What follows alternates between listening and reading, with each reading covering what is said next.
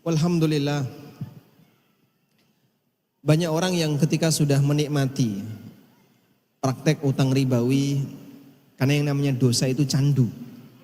Dosa itu candu. Sehingga saat dia menikmati praktek riba, utang ribawi tadi, dia pengen untuk terus nambah. Udah dapat satu, pengen tambah lagi, dan demikian seterusnya. Itu karakter umum yang dimiliki oleh hamba, yang dimiliki oleh manusia. Lalu gimana Pak kayak gini?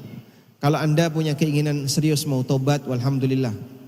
Hidayah disyukuri dengan cara ketika ada penyesalan dan Anda merasa ini enggak benar, segera dipupuk dengan cara langsung tobat. Karena ketika orang itu bertobat kepada Allah, Allah Subhanahu wa taala akan tambahkan hidayah untuknya.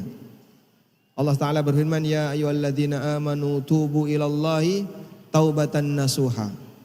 Wahai orang-orang yang beriman, bertaubatlah kepada Allah dengan taubat nasuha. Yuslih lakum a'malakum wa yaghfir lakum dzunubakum. Maka Allah akan memperbaiki amal perbuatan kalian dan mengampuni dosa kalian. Sehingga salah satu di antara janji Allah bagi orang yang bertobat adalah diperbaiki amaliyahnya.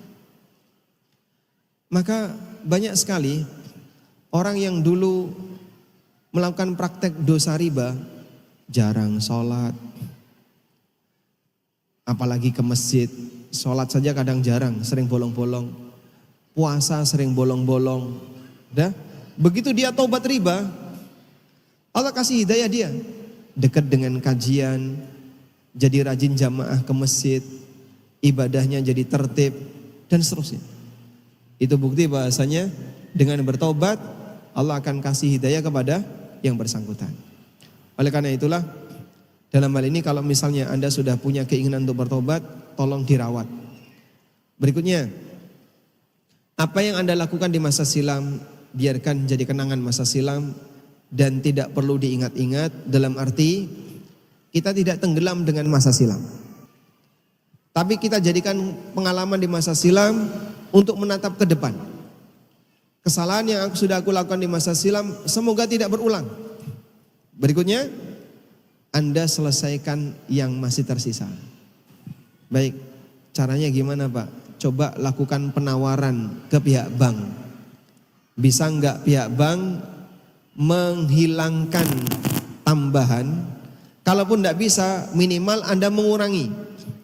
Nah itu mungkin butuh effort ya, butuh tenaga yang lebih karena Anda harus menawar ke bank. Sering sekali yang jadi persoalan begini, bank mau Pak ngasih diskon, tapi harus tutup sekarang. Sementara utang saya kurang 200 juta. Tutup sekarang, saya nggak punya uang senilai itu, baru ada 50 juta misalnya. Terus cara nutupnya itu dari mana Pak? Nah Anda mungkin bisa utang kepada donatur yang lain. Tidak ada Pak, tidak nemu. Mana ada orang sebaik hati seperti itu. Sulit untuk bisa menemukan kayak gitu ya.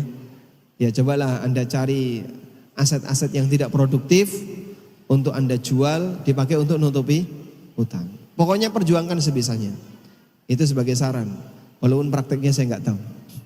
Karena pasti akan banyak kendala yang akan beliau jumpai.